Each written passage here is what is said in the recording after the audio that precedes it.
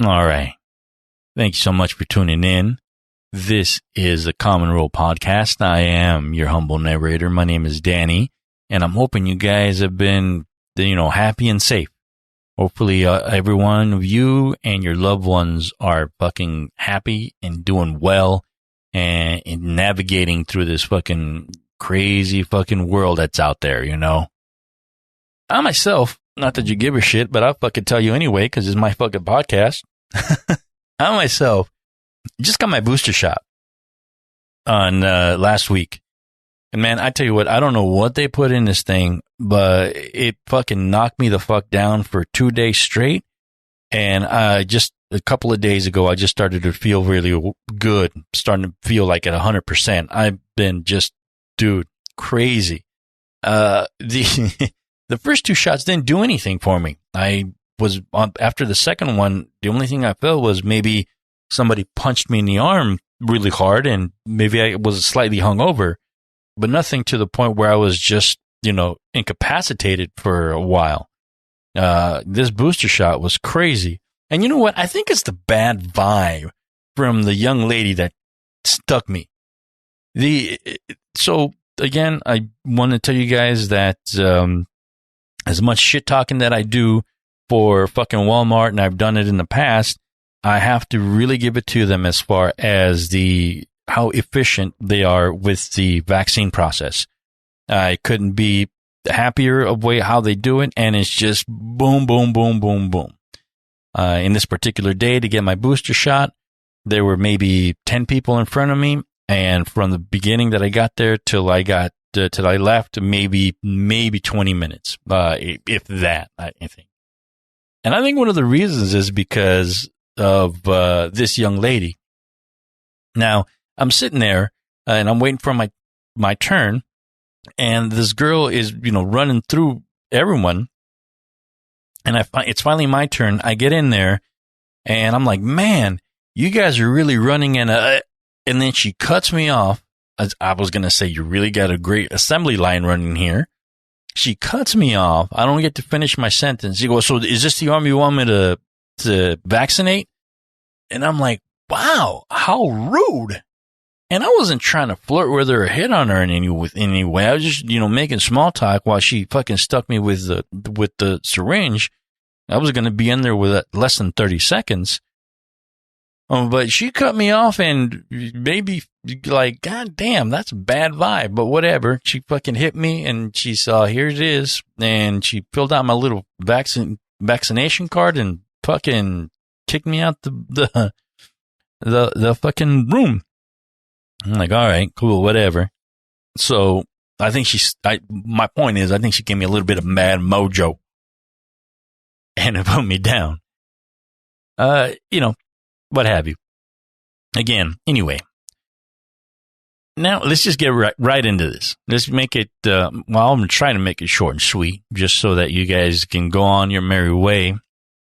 But I am, some of you know, or as I stated last time, I'm looking through a lot of YouTube channels because I want to basically learn how to at least record music to make a proper demo, not exactly make the best record in the world, but I definitely want to learn how to do a certain thing so that I can continue on this project that I want to do. What's funny is that what came up in one of the channels is something that actually had come up a couple of times before in some of my other social media outlets.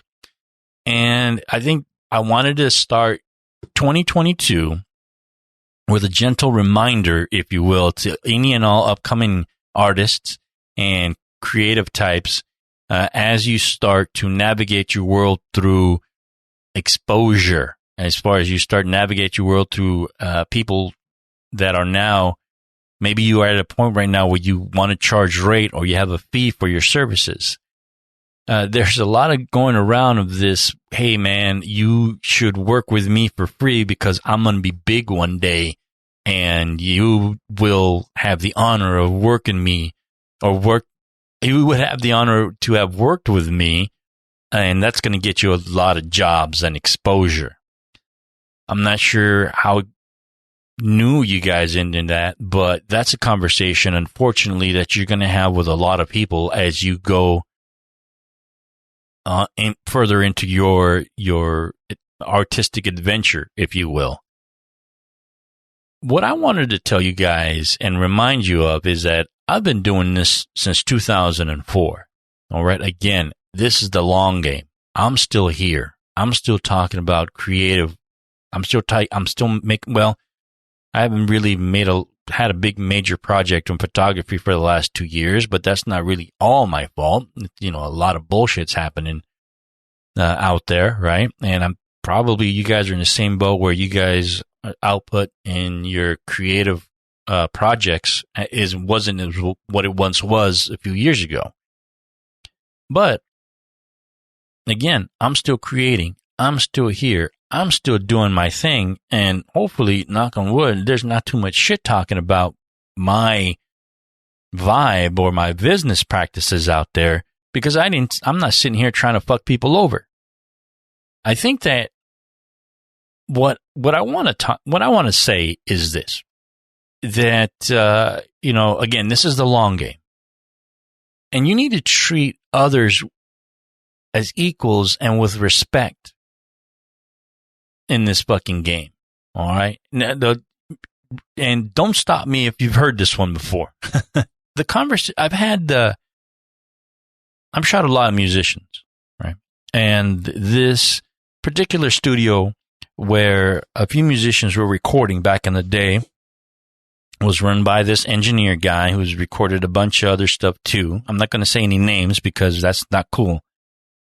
But that guy, I used to go in there, and there's a few bands that recorded there that I would show up as a photographer, and that guy was cool enough to say, hey, man, there are other bands that came in and recorded, and he would refer me to them. And I met a couple of the bands that way as well, who were like, hey, man, we're recording here. This guy says you take photographs and blah, blah, blah. It'd be really cool if you showed up. And with those bands, we always, let's just say, negotiated the sort of the compensation, right? My fee, my rate, whatever it is you want to talk about, however you want to call it.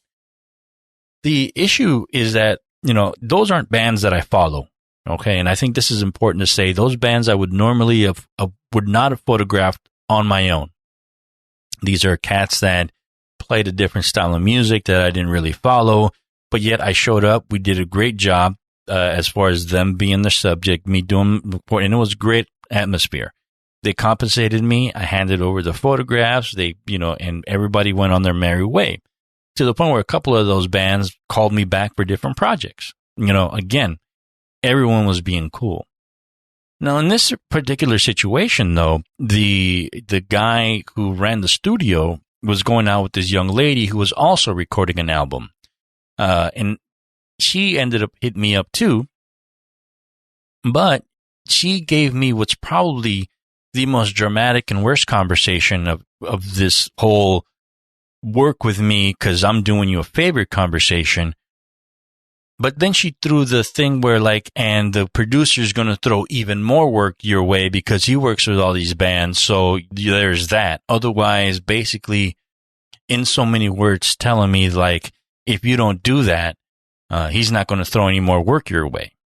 Which actually, that's exactly what ended up happening. I wouldn't shoot her for free. She wanted a whole big project. She was shooting her CD. She was shooting her press kit, doing fucking the liner notes. She wanted the whole kit and caboodle and wanted me to do it for free. And I said no. And I never heard of either one of them again. No one ever recommended me for any jobs or anything like that. I don't know how that studio is going. I can tell you that as of today, I don't know that this chick ever recorded anything else. And I don't know that this chick is still in the game. It would be very easy to find out. It would have been very easy for me to know because that would have come up. It didn't happen. She ain't in it. That's not the only, and this is just an example of one person that treated me this way, right? And I'm sure you guys have your stories as well. My point is that she's no longer a creative person. She's not in this game. On the flip side, the people that treated me well, the people who I've established and continue to carry on an artistic relationship with, as well as a personal friendship with, those people are still creating. Those people are still doing their thing, doing what they love, and still building more relationships and still fucking being cool. Those people are still here. And we're talking 15, 20 years almost, right? There's a lot to be said for that. That in and of itself speaks volume. Again, this is the long game. And if you have any sort of, if you want to be an artist, that's the attitude that you need to have. This prima donna fucking ego bullshit, fucking get the fuck out of here with that bullshit, man. No one, not everyone's Prince, bro. And even Prince didn't fucking do that shit. Of course he's an egomaniac. And if anyone deserved to be an egomaniac, it's Prince, but he is not fucking around. He's not fucking people over. At least not that I know of. I use Prince because, hey, rest in peace. That guy's still making music the entire time. He's still relevant from the 80s all the way up to the day that he passed. There are bands that are still doing it. There's a lot to be said for bands like the Rolling Stones and Radiohead, who have a decent work ethic. And then there's these other bands that are one-hit wonders. You wonder where the fuck they are now, right? And of course, there's a lot of other things that are happening. But the problem is like some of these people are not making music the way they're just not creative. They were in this for the wrong reason. Now, are there projects that I did, let's just say, that I didn't get paid money for? Yeah. Those projects ended up being extremely beneficial to me. There's other bands that I shot. And again, I don't want to mention any names because I don't know if they want me to. But, and I'll mention a couple bands, two specific examples, and there's a ton more. Well, the first one, let's just say it's a group of bands. When I first started out shooting, it got to the point where obviously we know musicians don't have any money, but I'm shooting cats that I love, and I love their music, and they ended up being really, really good people. What ended up happening is the very first, let's just say, big thank you and big compensation that I got was that these guys decided to basically combine a birthday party with an art show of mine, to where they said, Danny, we want to do an art show at the studio. Is it cool? We just want you to put up pictures and, sell them if you want to sell them. But what we're going to do is we are going to put on a show. We'll have all the bands that you've shot or whoever bands that can do it can shoot. People will come and they can look at your shit and we'll say why we're doing this. And man, that was absolutely just amazing to me, to where I hope that I was able to convey how much I appreciated what they did for me back then. How a big gesture and what a grand scale that was, because they didn't have to do anything like that. But these bands, they ended up doing this, and I'm like, man, that's so fucking awesome. I love that. That was probably like the biggest or the earliest form of just a big thank you, to where they allowed me to do some things and at least show my artwork as far as an art show goes. People showed up and I sold some artwork, and that was awesome. Those are the types of things that really pan out. One of the longest relationships that I had or continue to have, and I will name Grandpa Drew out there just because he's going to be on the show pretty soon here. We're going to have an episode with him. I met Grandpa Drew in 2005. And since 2005, we've had a friendship and a creative relationship since then. And he's also another one that has really appreciated everyone's artistic talent. And he's always been on the forefront of properly, or at least doing what he can to not just compensate you, but actually give you gigs to expose your work, but in a great way. to the point where he's allowing me to go to these art shows that he's putting on with the Flim Flam Club. I'm like, wow. And I'm sitting there, and again, another art show by a buddy, and I'm selling paintings, selling pictures, you know. I'd like to think that those types of relationships have happened because of the type of projects that we did early on. And again, I hope that, you know, he is always left, as far as working with me on a professional level, that he's always felt at least content to what we've created and not felt that I've taken advantage of him. And of course, you know, I don't think he has, because, you know, we're still friends. That is a big contrast to the other people who try to fuck you over. Again, this is 2022. Those people that I mentioned, they're still in this game. They are still creating. They are still working with people and are still fucking cool. And they have a great vibe. And that's a big thing. There's a lot to be said for that, man. It is a long game. And if I'm just able to at least give you guys any real advice to starting out, is that fucking you got to be cool with people, man. You got to treat people with compassion and respect. I'm thinking about these other, on this side of the, not just clients, but I'm looking at photographers that I've known and a couple of other people that I've known that have a little bit of talent, and they go out and they buy the gear and end up just being assholes, and they're no longer doing anything. You know, it questions the ethics and the reason of why they're in this creative thing. There's a big difference, I think, and one of the reasons that I don't like using the term creative, because that's fucking bullshit, as opposed to artist. An artist, I think, has intent to create something that's thought-provoking, not necessarily maybe change the entire world at once, but at least make people think about something, make people reflect on something worthwhile, to where a lot of these creative types, they're in it for the money. They have a little bit of talent and they're out there trying to make money for it. And that's not a bad thing.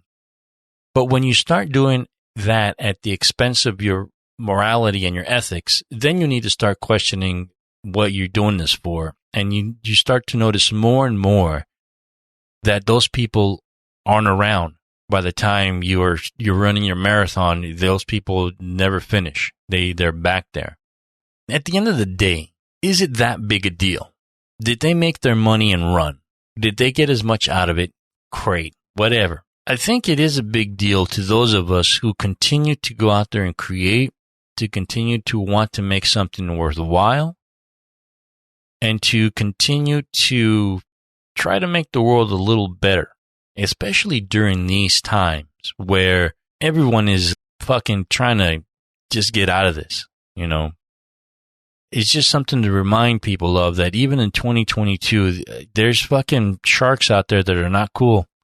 There's people out there that are not cool. I think that we need to protect ourselves and not feel that we've been taken advantage of, because then in the end starts to really be reflected on your work, and then you start fucking hating people, and maybe your whole concept changes as well as far as your artwork. Again, all it does is unfortunately just learn how to say no to people that are on the wrong side of this creative process thing. All right, I ramble on enough. I think that's basically the point. Fucking be cool. It's 2022. We need more cool people out there than fucking assholes, that's for sure. All right, take it easy. I'll talk to you guys later, and enjoy your youth.